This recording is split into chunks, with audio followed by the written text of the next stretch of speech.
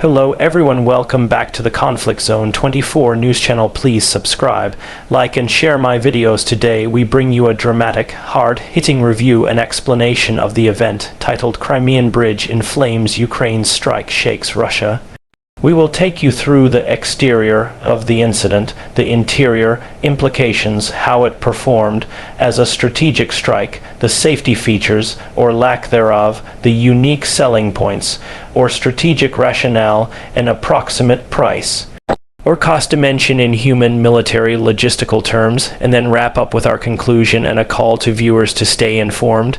To be clear, this is not about a car or consumer product, but rather a news-style analytic review of a military strike. So the terms like exterior, interior, performance, safety features are metaphorical.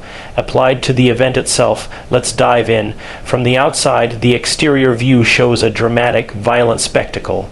The Crimean Kerch Bridge, a key physical artery linking Russia to the occupied Crimean Peninsula, was engulfed in fire, smoke, and structural damage after a Ukrainian strike.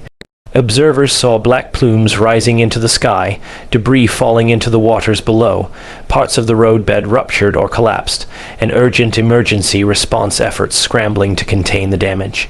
The images coming in from eyewitnesses and satellite surveillance underscored the spectacle: flames licking at the bridge's trusses, girders buckling, concrete supports exposed or cratering, vehicles abandoned or in flames. That external impact was not only visual but symbolic, a challenge to Russia's grip over Crimea and a vivid demonstration of Ukraine's reach. Moreover, the external environment includes how Russia's air defenses, surveillance systems, maritime patrols, and security installations responded. Russia reportedly had layered defenses around the bridge: anti-aircraft systems, radar coverage, naval patrols, decoys, and other protective measures intended to stave off attacks. Yet the strike breached those layers, indicating either a gap, deception, or overwhelming planning and execution by Ukraine. The exterior tells us about the immediate damage, the visual shock, and the strategic disruption of a key supply and transport route. Now let's go interior, a deep dive into the internal dimensions, consequences, and implications of this strike. This is a big paragraph, as you requested. Internally, the strike on the Crimean Bridge carries multiple layers of meaning and consequence: operational, logistical, psychological, political, and strategic. On the operational level, this strike would directly disrupt Russia's flow of military hardware, fuel, ammunition, reinforcements, and supplies into Crimea and potentially into front lines in southern Ukraine. The bridge has been a lifeline for Russian logistical networks, and damage or closure would force alternate, longer, riskier supply routes, slowing down operations, increasing costs, and stretching Russian logistics. Internally, command centers in Moscow and Crimea must now assess how to patch the supply chain, reroute traffic, maintain morale, and shore up security. The strike also internally strains Russian repair and engineering capabilities.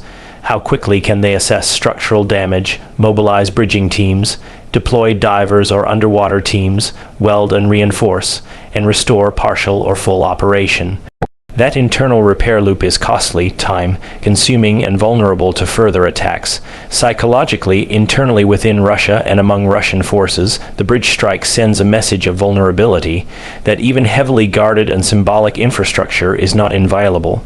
It introduces fear, doubt, tension, and a need for Russia to divert security resources to protect other assets. Internally within Ukraine, this success can boost morale among troops, leadership, and civilian supporters. It validates strategy, demonstrates capability, and bolsters domestic and international support.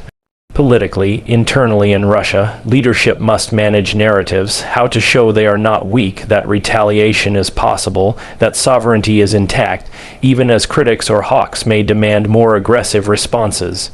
Internally in Ukraine's governance, the leadership must balance boldness with caution, not to provoke over-escalation that backfires.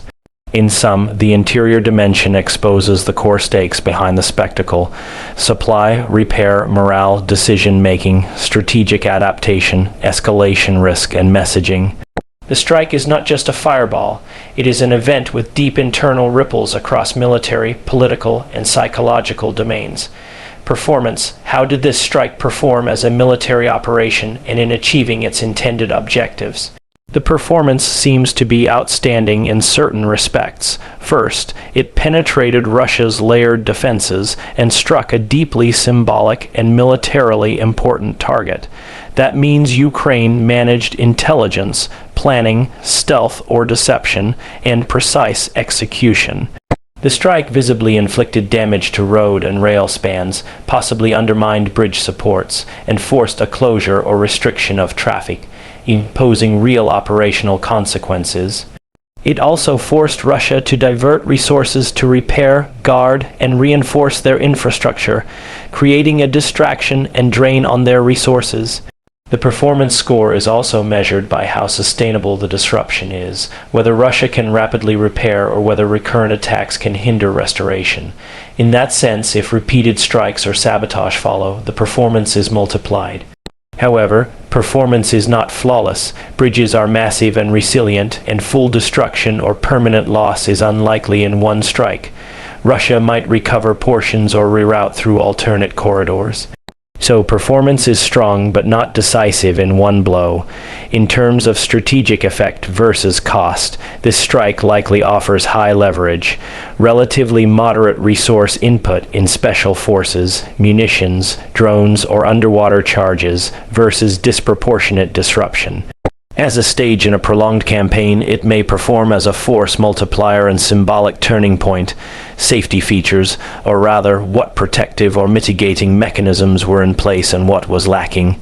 In a military strike, safety features means precautions to limit collateral damage, to protect civilians, to avoid detection, and to enable plausible deniability or legal defensibility. From what is known, Ukraine likely sought to limit civilian harm by targeting structural points below or between civilian traffic zones, timing attacks when the bridge was less populated or during lower traffic flow, using precision explosives or sabotage rather than indiscriminate bombing.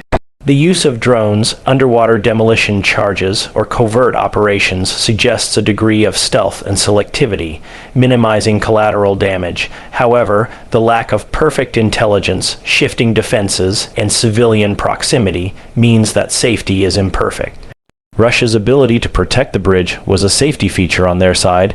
Radar, anti-aircraft, patrols, decoy barges, hardened supports, redundancy, and countermeasures, but evidently those safety features were insufficient. There's a risk always of unintended casualties, escalation, or damage to adjacent infrastructure, and that cost is a vulnerability in any such operation.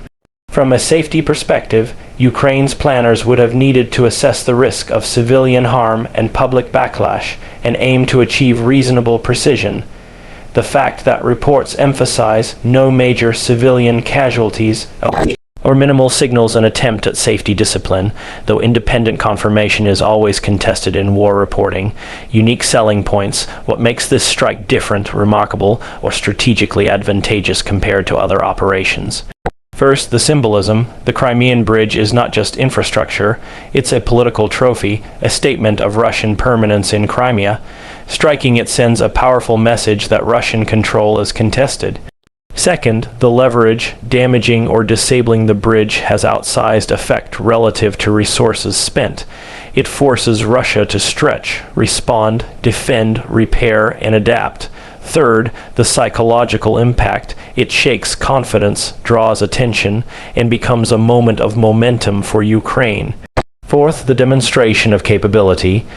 Executing such a strike signals Ukraine has reached into areas thought safe behind Russia's lines, intelligence depth, deception skill, and daring. Fifth, the escalation potential. It opens a pathway for further attacks on critical infrastructure, shifting the nature of the conflict to a more symmetric kind of targeting game infrastructure, logistics, supply routes.